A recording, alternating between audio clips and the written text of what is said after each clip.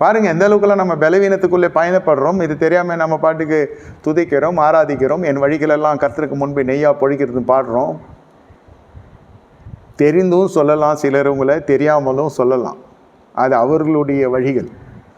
நம்முடைய வழி எப்படி இருக்கணும்? என்னை எதுவுமே அடக்க முடியாது என்ற ஸ்தானத்தில் இருக்கிறதா, இல்லை நான் அடங்கி சேவிக்கிறவனாக காணப்படுகிறேன்னா? சின்ன விஷயம் சொல்கிறேன். கலர் சட்டை போட்டவனை பார்த்தா வெள்ளை சட்டை போட்டவனுக்கு பிடிக்க மாட்டேன்து. மேடையில் வெள்ளை சட்டை போட்டவனை பார்த்தா கலர் சட்டை போட்டவனுக்கு பிடிக்க மாட்டேன்து. இதில் என்னையா இருக்குது? எதோ இருக்குது உடுத்திட்டு வரோம். என்ன சின்ன விஷயம் இதெல்லாம்? இதுக்கு 1008 காரணம் கதைகள்லாம் சொல்லலாம். மேத்தியுமே இருக்கா இல்லையா? நீ அடங்கி சேவிக்கிறாயா இல்லையா? உங்கள் சொந்த மனசாட்சிக்கு தெரியும். வசனத்தின்படி பார்க்கும். அடுத்தது இந்த அடங்காது இருக்கிறதுனால என்ன நடக்கும்னு கேட்டால், இது கால்கள் வீட்டிலே தரிக்காது. சில பேர் ஊழியத்துக்கு வருவாங்க, வீட்டில் பிரச்சனைனாலே ஊழியத்துக்கு வருவாங்க. புருஷன் பொண்டாட்டி சண்டை வந்துச்சுனாலே நான் வட இந்தியா ஊழியத்துக்கு போகிறேன்றான் ஒருத்தர் இல்லை, பலர் இப்படி சொல்கிறாங்க. நான் பாஸ்டர், நான் உங்கள் கூட ஊழியத்துக்கு வந்துடுறேன் பாஸ்டர்.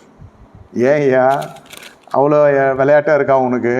வீட்டில் இதெல்லாம் அணைக்க முடியல, வெளில இருக்கிற தீயை எப்படி அணைக்க வருவேன் அப்படின்னு சொன்னால், இல்லை மனைவி முகத்தை பார்க்கக்கூடாத கொஞ்ச நாள் இருக்கணும்னு ஆசைப்பட்றேன், அதுக்காக ஊழியத்துக்கு வரேன்.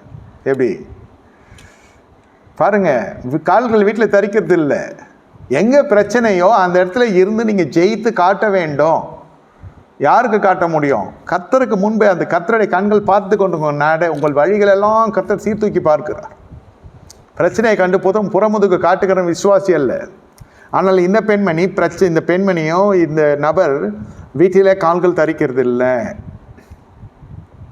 விசுவாசியே, தேவ வீட்டில் உங்கள் கால்கள் தரிக்குதா தரிக்கலையா? தேவனுடைய வீட்டுக்குள்ளே வர முடிகிறதா? இல்லை மரத்துக்கு பின்னே ஒளிந்து கொண்டு வாழ்கிறீர்களா? இப்போ அந்த ஆன்லைனில் வந்து கலந்து கொள்கிறவங்களெல்லாம் தூர தேசத்தில் நேரங்காலத்தையெல்லாம் மாற்றி நம்ம நேரத்துக்கு ஏற்ற மாதிரி வந்து உட்காந்து கேட்குறாங்க. கர்த்தருக்கு மகிமை. ஆனால் மண்ணின் மைந்தனும் காணோம்.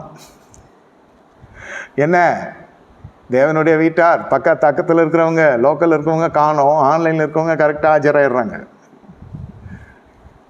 அதுதான் அவருடைய வழிகளை பொறுத்து இருக்கிறது. ஆனால் கால்கள் வீட்டில் தரிக்காது இருக்கிறது எதை குறிக்கிறது என்றால், உன்னால் வீட்டில் ஜீவிக்க முடியவில்லை, எங்கேயாவது போயிட்டா நல்லா இருக்கும். வயோதிக காலத்தில் மட்டும் இல்லை, சின்ன வயசுலேருந்து இது ஒரு பிரச்சனை இருக்கும் பசங்களுக்கு. நான் ஹாஸ்டலில் படிக்கிறேன்மா, சாப்பாடு நேரம் தெரியாது, தனிமைக்காக கேட்குறது.